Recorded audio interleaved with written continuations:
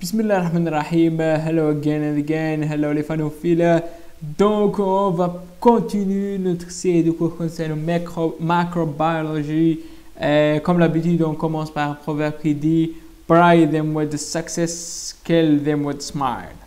On va parler aujourd'hui d'infection à Staphylococcus. Staph, c'est un coccus gram positif, catalase positive, groupé en amas de grains de raisin. C'est le staph. C'est une bactérie épicuritaire, c'est-à-dire tout le monde, dans tout le monde, extrêmement répandue et résistant dans la nature. La résistance à la pénicilline normale est de l'ordre de 90%. Donc, c'est une bactérie très répandue. C'est une bactérie gravissime. On a plusieurs espèces. Mais majoritairement, on a deux grandes espèces. Premièrement, c'est la Staphylococcus aureus, aureus en latin, qui signifie gold, c'est-à-dire l'or, d'or, parce que leur couleur jaunâtre dans les milieux de culture. Donc, Staph aureus, aureus en latin, c'est gold. C'est un coagulase positif. Staphylococcus à coagulase négatif, on a deux. On a le Staph epidermidis qui trouve dans toute la peau, qui est l'ennemi du chirurgien orthopédique parce que il cause des problèmes des prothèses du genou, des prothèses de la hanche. Les infections à Staph epidermidis, c'est l'ennemi des orthopédistes. On peut différencier par la Staph saprophyticus. Parce que le Staph epidermidis est sensible à ce qu'on appelle le test de nouveau biocine. Par contre, le saprophyticus qui cause des infections urinaires chez la femme qui est active sexuellement, qui est caractérisé par un test négatif de nouveau biocine. L'homme, c'est le principal réservoir. Donc, on porte le staph au niveau de notre fosse nasale. Donc, il y a deux staphs dans notre fosse nasale. Il y a deux types. Il y a le staph communautaire, soit il est sensible à la méticilline, soit il résiste à la méticilline. On note que cette résistance à la méticilline sans aucun lien avec le secteur de soins. À l'hôpital, le staph, bien sûr, majoritairement, c'est le staph résiste à la méticilline. Donc, on t'afforce directement, on t'afforce, c'est les infections hospitalières. Le staphylococcus donne une multiple symptomatologie à l'aide d'une simple impétigo, dermatose-bileuse jusqu'à des infections plus graves. Donc, on commence par les infections cutanomiques. Il y a bien sûr les impétigos, les dermatoses buleuses, les follicules pilocépacés, les panaris, les cellulites sont des infections cutanées. Donc, jusqu'à des formes bactériémies plus graves telles que les métastases, foyers métastatiques tels que septicopioïmiques, des formes fulminantes, par exemple le staphylococcus maligne de la face, c'est une éruption au niveau de la face fulminant, qui est gravissime bien sûr. Le staphylococcus aureus, c'est bien sûr la première cause des ostéomyélites chez l'enfant, des arthrites septiques, c'est le principal germe qui cause les arthrites septiques, la spondylodiscite,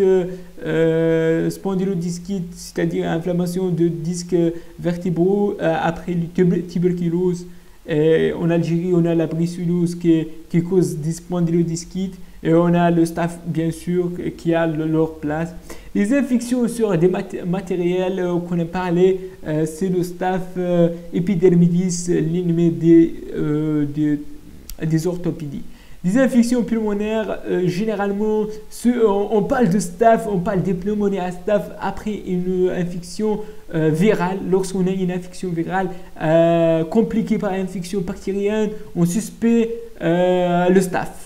L'endocardite aiguë à staph, c'est quelque chose qui est grave, bien sûr, parce que la survenue des endocardites à staph, c'est un germe très virulent donc qui donne des endocardites aiguës. Choc toxique Staphylococcus, appelé en anglais Toxic Shock Syndrome, toxine 1. Ces deux bactéries en cause, soit le Staph aureus, soit le strep, mais le Staph aureus est généralement fréquent chez les femmes qui utilisent des tampons hygiéniques pendant les règles, et du bain très brutal avec des rages, surtout des fièvres, des manifestations digestives, un choc et décès. C'est ça le tableau clinique d'un toxic shock syndrome Staphylococcus. Aussi la toxi-infection alimentaire caractérisée après un repas tel que la viande, il est incriminé, le mayonnaise, et c'est une infection rapide, apparition précoce après 3 heures de repas, on a diarrhée, vomissement et une altération. Les infections à Staphylococcus coagulase négative, c'est-à-dire l'épidermidis et saprophyticus. La saprophyticus peut causer des infections urinaires, surtout chez les femmes qui sont actives sexuellement. Les infections sur matériel étranger, chez bien sûr une endoprothèse, valve prosthétique cardiaque, une prothèse genou, prothèse de l'ange, cathéter, simple cathéter, on incrimine le staph épidermidis. Donc, traitement, les anti-staphylocoques, on a plusieurs, mais majoritairement, on a les staphes qui sont méthicilline sensibles, tels que la nafcilline, NAF pour staph, qui est sensible à la méthicilline. Mais on a la résistance à la méthicilline qui était plus fréquente, donc on utilise la vancomycine pour la méthicilline résistante. Donc on utilise la vancomycine, aussi on peut utiliser l'inosolides donc pour le traitement.